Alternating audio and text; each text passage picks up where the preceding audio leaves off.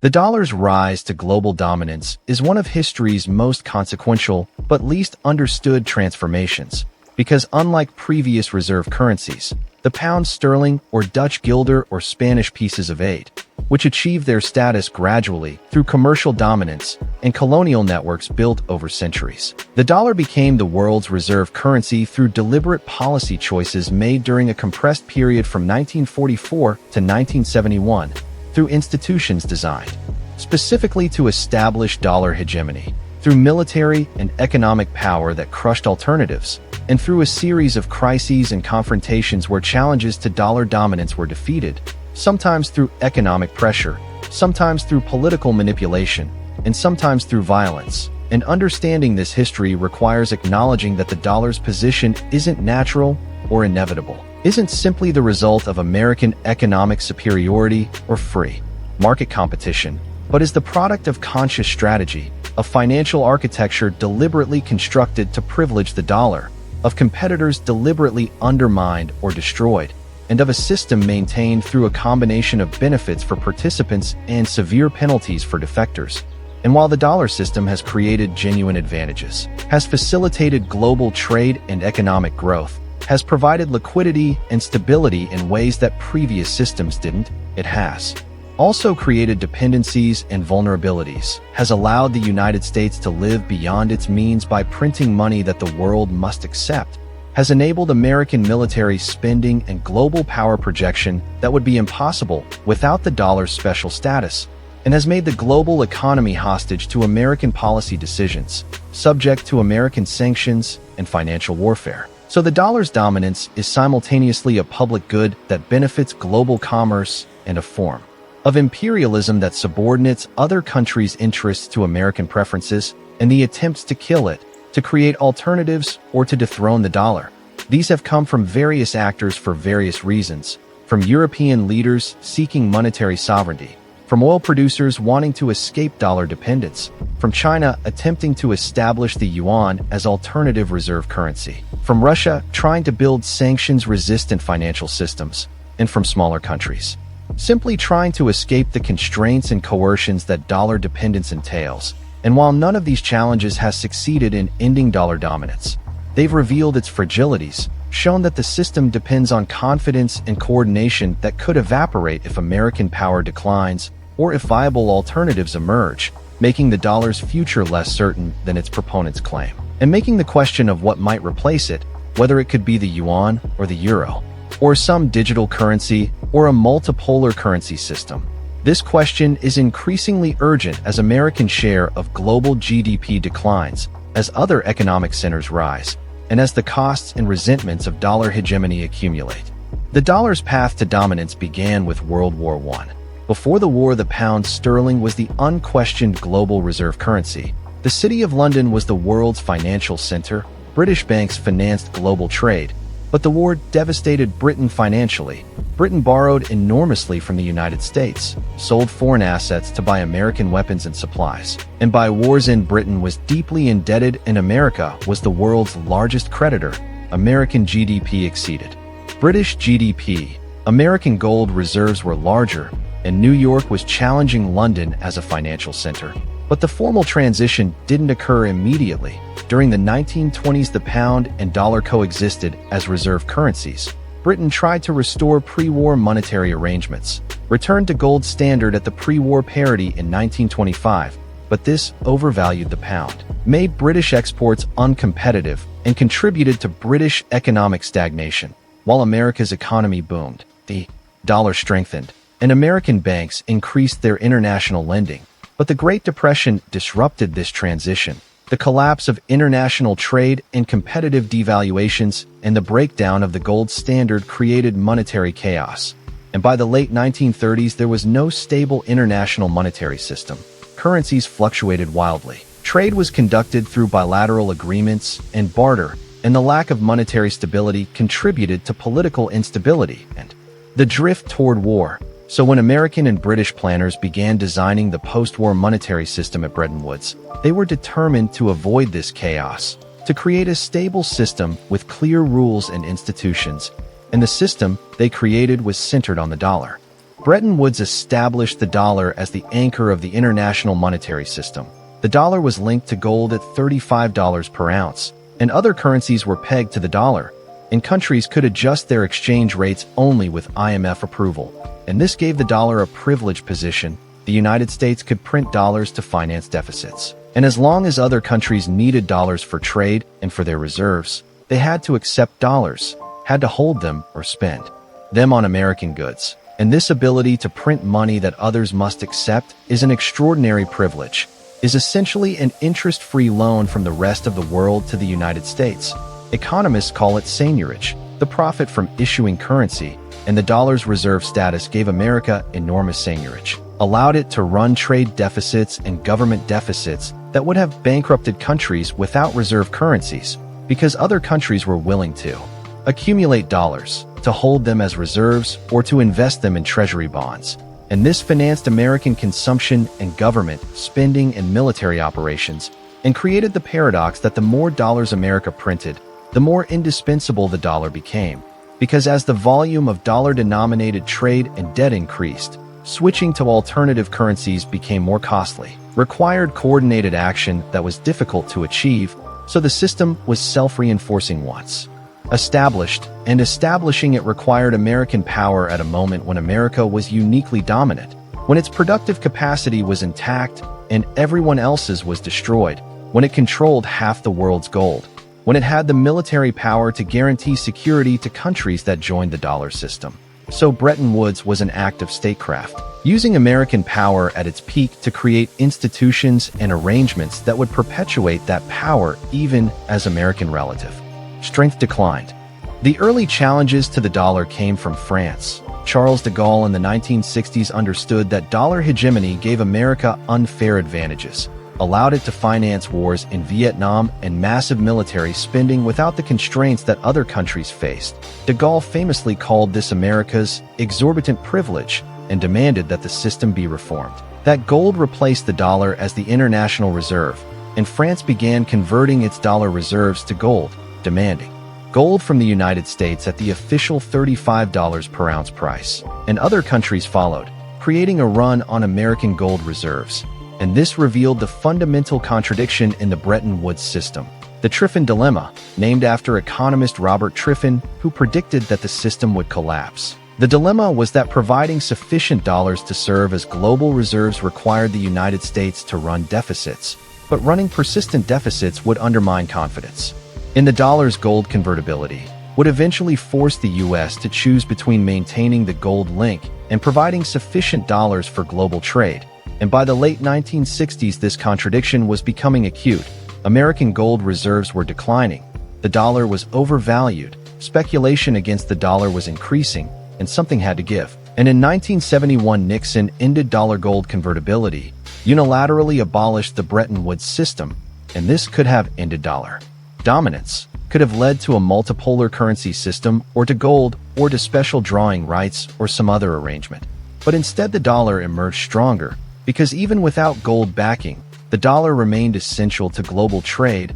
Oil was priced in dollars. Most trade was invoiced in dollars. Most central banks held dollar reserves. So countries had to continue accumulating dollars, and the United States, freed from the constraint of gold convertibility, could now print unlimited dollars, could run unlimited deficits, financed by the world's need for dollars. So Nixon's closing of the gold window, which seemed like American defeat, was actually consolidation of dollar power, removal of the last constraint on dollar creation while maintaining the benefits of reserve status. The petrodollar system established in the 1970s was crucial to maintaining dollar dominance after Bretton Woods collapsed. American diplomats, particularly Henry Kissinger, negotiated agreements with Saudi Arabia and other oil producers where oil would be priced exclusively in dollars, and oil exporters would invest their surplus revenues in dollar assets, particularly U.S. Treasury bonds. And in exchange, America would provide military protection, sell advanced weapons, support the regimes politically. And this created a system where oil-importing countries needed dollars to buy oil. And since every country needs energy, every country needed dollars, and the oil exporters recycled their dollar earnings back into the American financial system, financing American deficits. So the petrodollar system solved the problem that ending gold convertibility had created. It gave countries a reason to hold dollars even without gold backing, and it ensured that American deficits would be financed by oil exporters, allowing America to continue living beyond its means. And this system persisted for decades, was challenged at various points, but survived because oil producers depended on American military protection and because no alternatives seemed viable. But recent developments, China buying oil in yuan, Russia accepting rubles for oil, various oil producers accepting euros or other currencies. These are eroding the petrodollar system, reducing the monopoly that made dollars essential, and this erosion is one of the most significant threats to dollar dominance. Because if oil can be purchased in multiple currencies, the necessity of holding dollars diminishes. Countries can diversify their reserves, can conduct trade in other currencies, and the network effects that sustain dollar dominance weaken. The attempts to create alternative reserve currencies have largely failed. The euro was intended partly as an alternative to the dollar, to give Europe monetary sovereignty and to provide global markets with a stable alternative to the dollar. And the euro has achieved some success.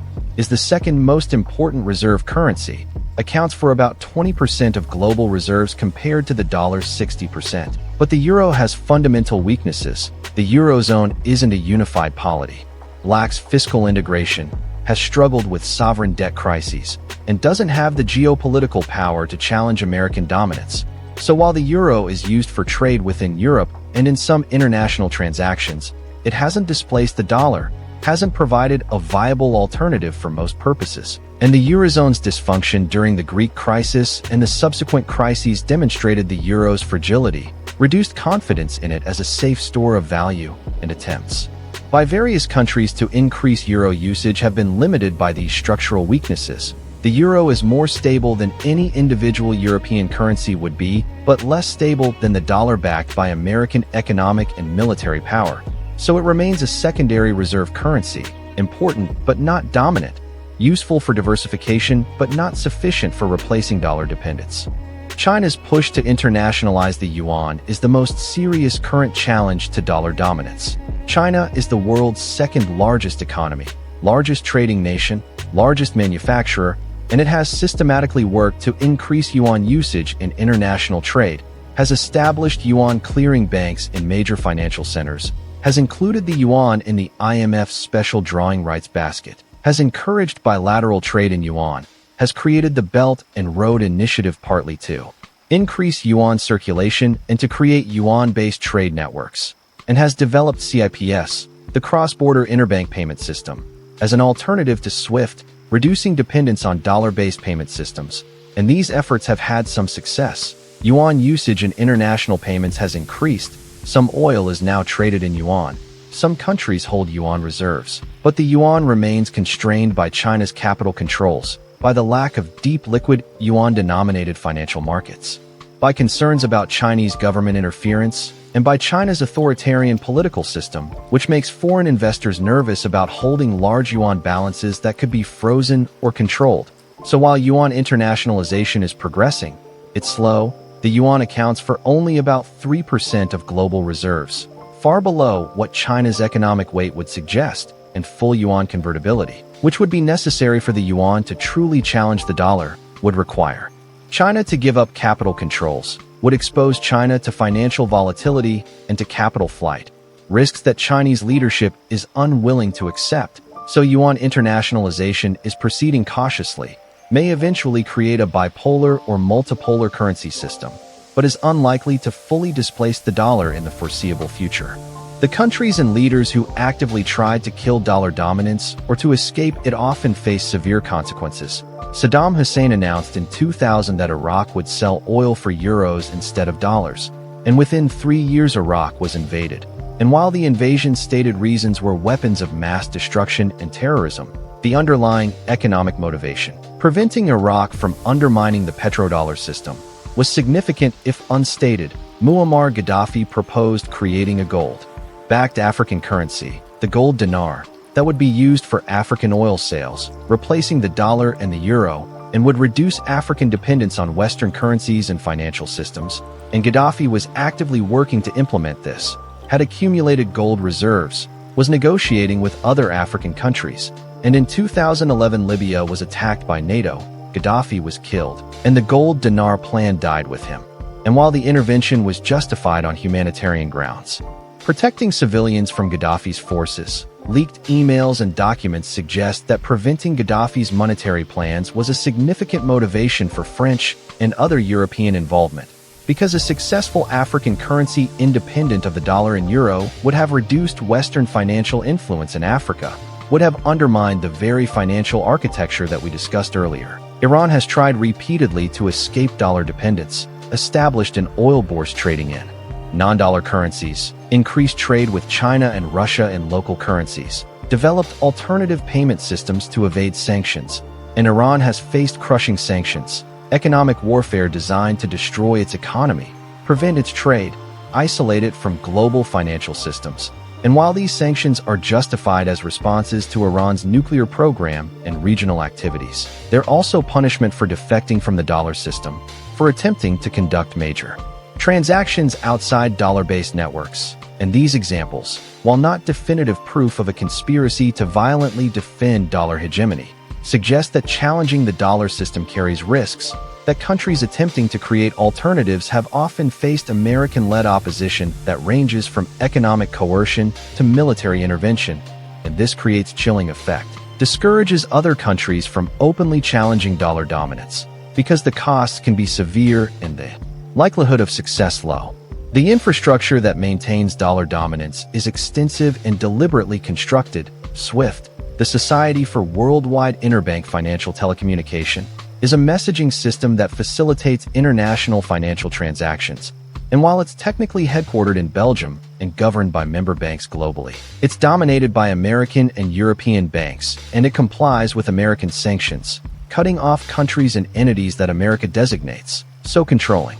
SWIFT gives America enormous power, the ability to exclude countries from international finance, and exclusion from SWIFT is economically devastating. Iran and North Korea and various other countries and entities have been excluded and have struggled to conduct international trade, have had to resort to barter or to cash transactions or to alternative systems that are inefficient and limited. And SWIFT exclusion is one of the most powerful sanctions tools, more damaging than trade restrictions or asset freezes, because it prevents financial transactions that modern commerce requires, and the correspondent banking system, where banks in different countries maintain accounts with each other to facilitate international transactions, is another control point.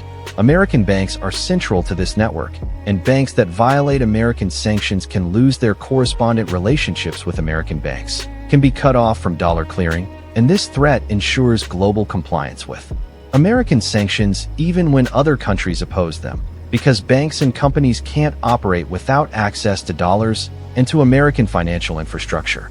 So the physical infrastructure of global finance, the systems and networks that facilitate transactions, these are controlled by or responsive to American power, and this control is essential to maintaining dollar dominance, ensures that even countries that want alternatives face practical difficulties in conducting commerce outside the dollar system. The costs of dollar dominance to the United States itself are rarely acknowledged. The exorbitant privilege comes with exorbitant burdens. Maintaining a reserve currency requires running persistent deficits, providing dollars to the world, and this has led to deindustrialization, the loss of American manufacturing to countries that run trade surpluses with the United States. The dollar's strength, sustained by its reserve status, makes American exports expensive and imports cheap, creating trade deficits that destroy American manufacturing jobs. And this has contributed to inequality, to the hollowing out of the American middle class, to the economic distress that fuels populism and political dysfunction. And dollar dominance also ties American hands in some ways. The need to maintain confidence in the dollar constrains policy, requires relatively low inflation, relatively stable institutions, relatively predictable governance. And while these constraints are generally beneficial, they limit American policy autonomy, prevent some policies that might be economically beneficial, but that might undermine confidence in the dollar, and dollar dominance creates enemies, countries and leaders who resent American financial power, who work to undermine it.